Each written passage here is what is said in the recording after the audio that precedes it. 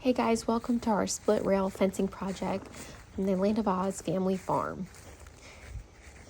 As you can see, our beautiful creosote fencing. Why did we want to do this ourselves? Well, first off, we were quoted $10,000 just for installation, which didn't include materials. Because with materials, it would have been $30,000 to $45,000. So we said, you know what? I said, we're going to do it ourselves. Austin did it all. I just videoed and watched the baby.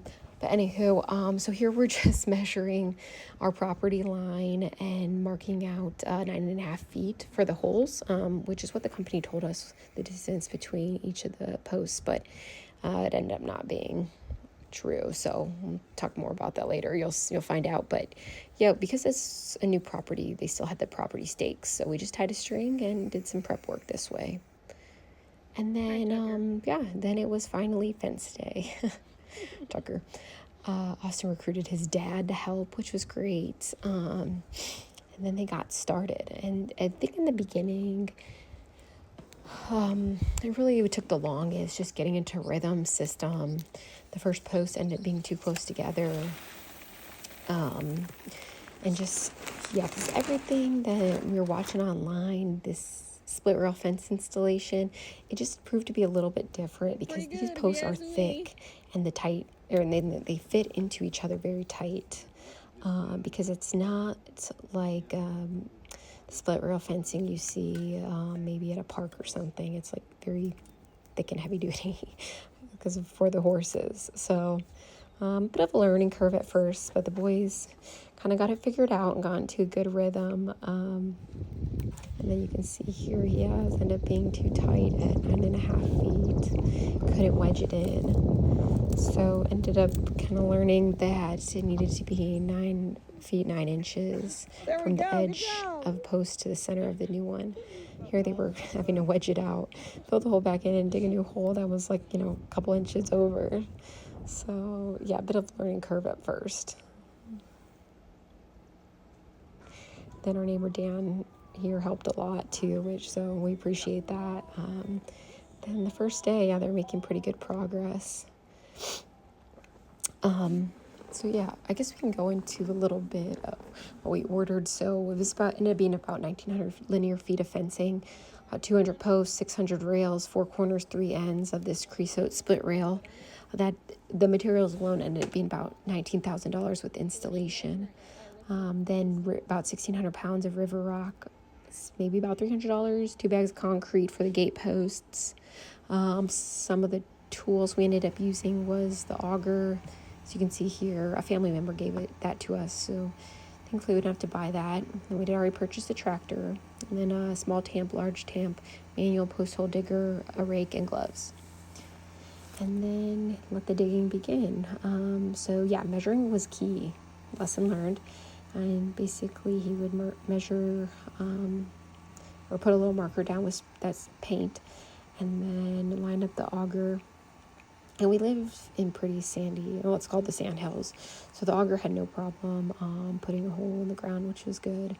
Didn't take too long either. So but yeah, measuring. And also I was out here doing this by himself, or else he would have had someone kind of spotting, making sure he was all lined up. But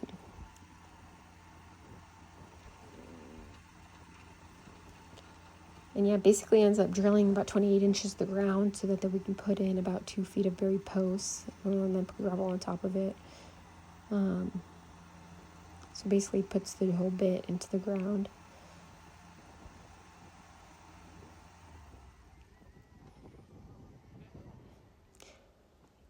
That's kind of what it it is what it looks like once takes the auger out.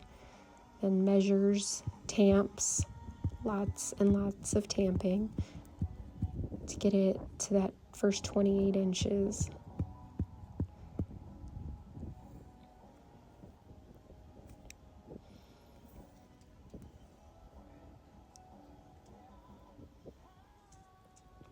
What are you trying to measure to?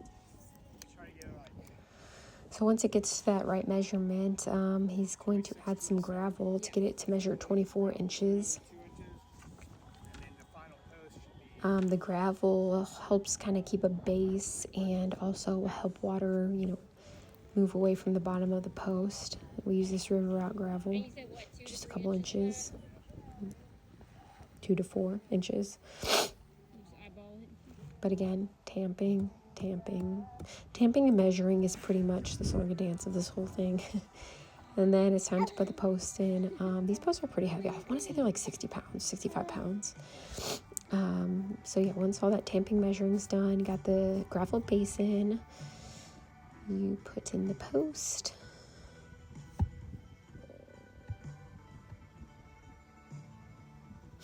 And you can't set the post until you put the rails in.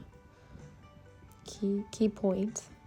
So he's just making sure it's nice and straight and level.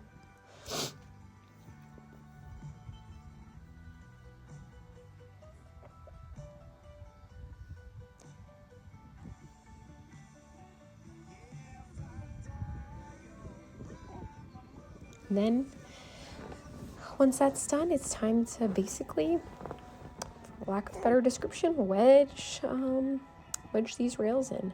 They fit pretty snugly. Snugly, I don't even know if it's words. They fit pretty snugly.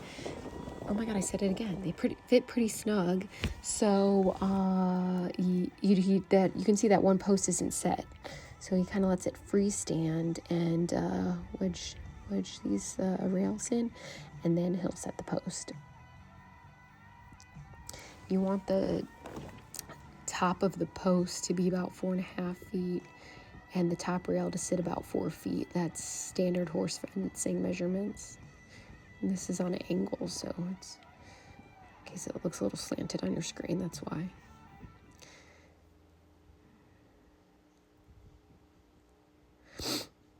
Fitting in that top rail, and then you know what time it is. Time to tamp.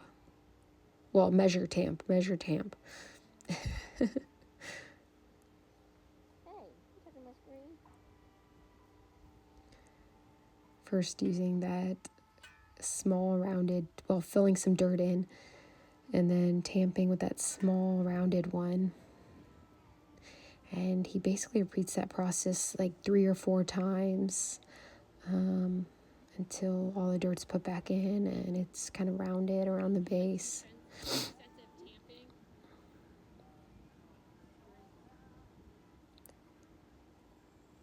Hey, Tucker. Tucker. It's definitely a lot of work, a lot of manual labor. As you can tell, Austin's filthy. The creosote stains everything, it smells, but it will last a long time and it looks really awesome. Me maybe supervising, of course.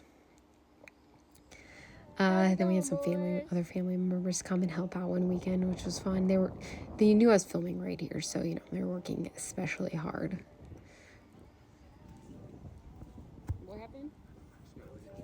But overall, I'm just really proud of Austin and everyone that helped, because it took 3 to 4 weekends, and he chipped away at it during the week, basically tunnel vision to get this done, and it just looks so good. And yeah, just really adds to our property. So I think this was videos. Yeah, he's only halfway done, or sorry, 3/4 the way done. You can see where I told him, where I said he stopped.